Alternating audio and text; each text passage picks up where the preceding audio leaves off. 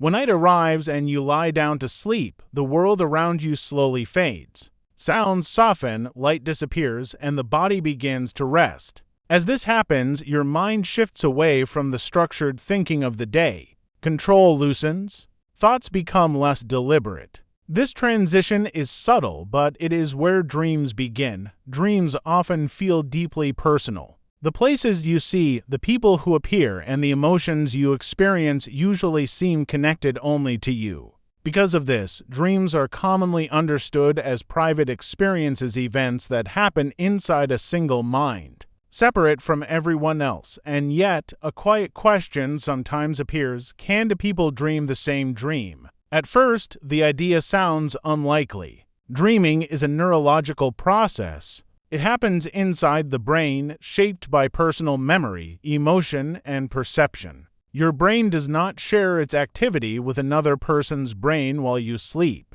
From a scientific point of view, this would suggest that dreams cannot be shared in a literal sense. Still, many people recall moments that make them pause. Do people describe similar dreams after the same night? Someone listens to another person's dream and feels an immediate sense of familiarity. Occasionally, the details feel close enough to raise curiosity. Not exact, but similar in a way that feels meaningful. This is where the question gains its quiet power. Before trying to answer it, it helps to understand what dreams are and how they form. During sleep, the brain does not shut down. Certain areas, especially those related to emotion, memory, and imagination, become highly active.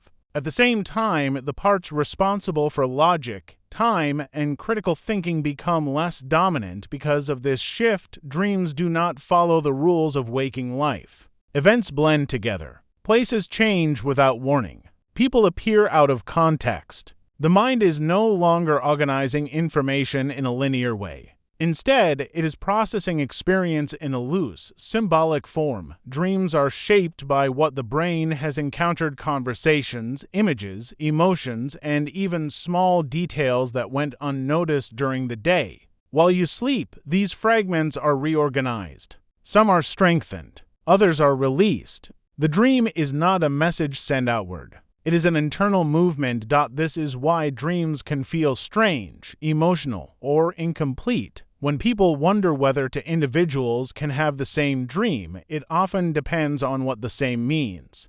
Does it mean identical images, matching events, and the same sequence of moments? Or does it mean something more subtle: similar themes, shared emotions, or parallel ideas? Most experiences described as shared dreams fall into the second category. Two people might dream about water, falling, being late, or searching for something lost. These are common dream themes, especially during periods of stress, change, or emotional intensity. When circumstances are shared, dreams may reflect that shared context. For example, people who spend a lot of time together often influence each other's thoughts without realizing it. Conversations, shared environments, and emotional bonds create overlapping mental material. When both minds enter sleep, they may draw from similar sources. This does not mean the dreams are identical. It means the ingredients are familiar. Another factor is memory. Dreams are not recorded perfectly. When you wake up, you remember fragments, not the entire experience. Over time, those fragments can shift. When you hear someone else describe a dream, your mind may fill in the gaps, aligning your memory with theirs. This can create the feeling of sameness, even when the original dreams were different. Still, the idea of shared dreaming remains intriguing because it touches something deeper than logic. It reflects a desire for connection. The thought that inner experiences might overlap feels comforting, especially at night when the boundaries between thoughts soften. As you listen to this, you don't need to decide whether shared dreams are possible or not. There is no need to reach a conclusion. The purpose here is not to solve the question, but to sit with it calmly. Curiosity does not have to be active to be present. The mind can wonder quietly without effort. And sometimes that quiet wondering is exactly what allows sleep to arrive.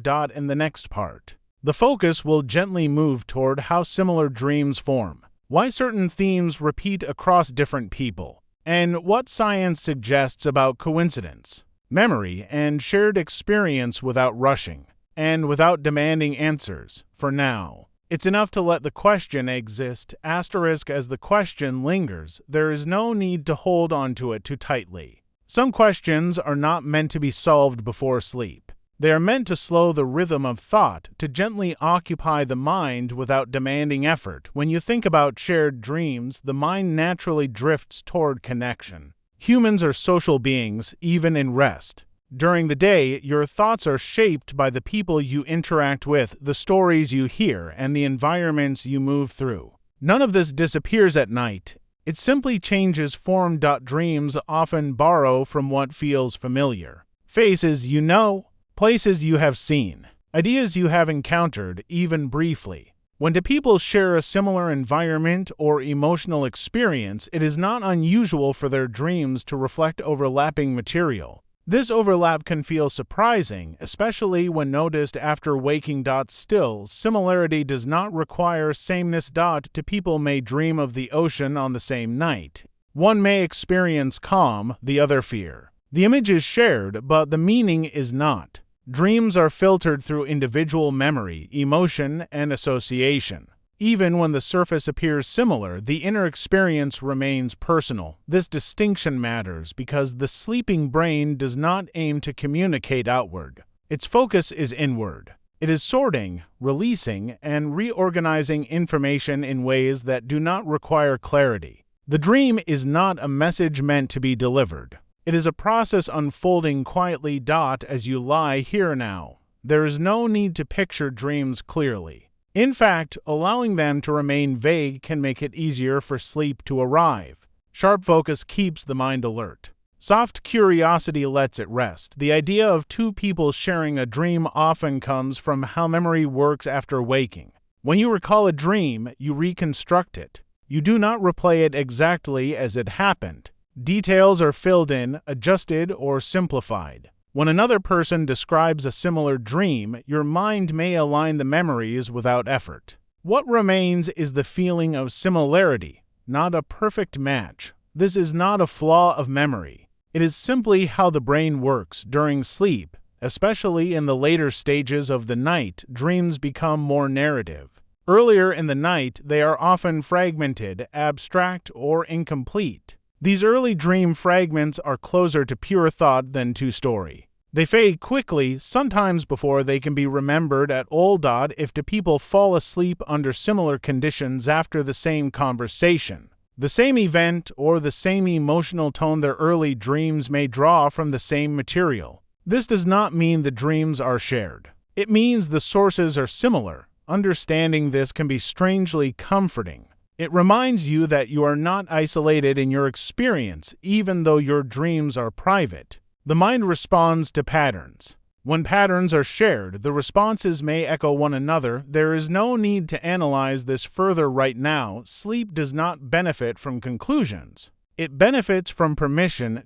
As your breathing continues at its own pace, the mind can rest in the space between thoughts. You may notice ideas forming and dissolving without direction. This is not something to stop. It is something to allow. Curiosity can exist without movement. The question of shared dreams can sit quietly in the background, like a dim light in another room. You do not need to enter that room. Knowing it is there is enough.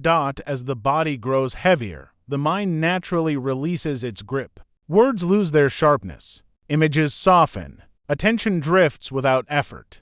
This is the same state where dreams begin to take shape, not fully formed, not yet memorable, but present. If you notice your thoughts becoming less structured, that is a sign that sleep is approaching.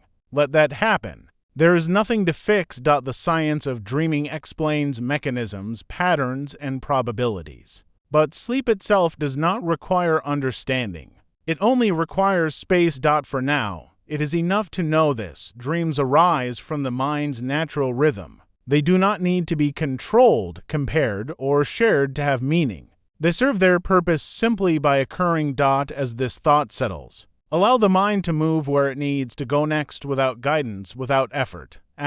Now. There is nothing more you need to think about. The question can rest. It doesn't need an answer tonight. Sleep does not come from understanding, but from letting go. Thoughts may still pass by, but you don't have to follow them. They can fade on their own, quietly. Your body already knows what to do. Breathing continues. Muscles soften. Nothing is required of you now. You don't need to listen closely anymore. You don't need to stay awake. Let the words drift into the background. Let the night take over. Rest. Good night.